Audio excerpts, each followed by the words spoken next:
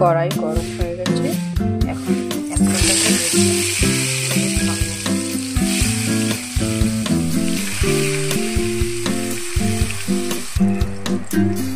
বেগুন ভাজাকে একটু উল্টে নেব এপাশ ওপাশ হালকা করে।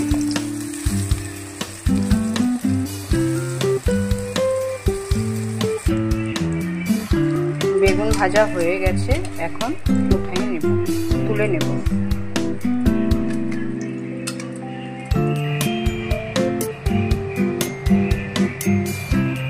পেঁয়াজ আর কাঁচা লঙ্কা দিয়ে দেব কড়াইতে,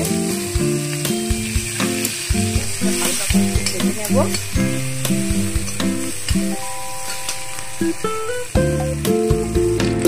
হালকা পেঁয়াজ কাঁচা লঙ্কা ভাজার পরে হালকা লবণ দিয়ে নেব,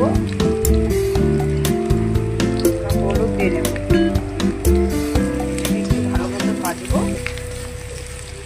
ভাজার পরে হালকা ভাজার পরে টমেটো কেটে দেবো, একটা টমেটো দেবো। পেঁয়াজ টমেটো কাঁচা লঙ্কা ভেজে নেব।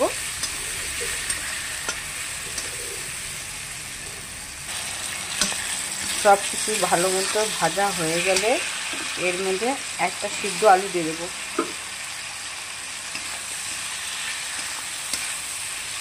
হালকা ভেজে নেব, হালকা করে। আলুটা ভাজা হয়ে গেলে এর মধ্যে আমরা দিয়ে দেবো ভাত।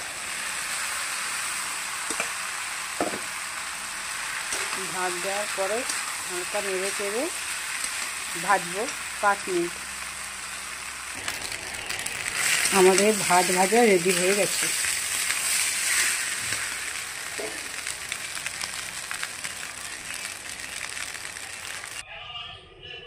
আমাদের সকালের নাস্তা রেডি হয়ে গেছে। কে কে খাবে চলে আসো বন্ধুরা। ভিডিওটা ভালো লাগলে লাইক কমেন্ট শেয়ার করবে।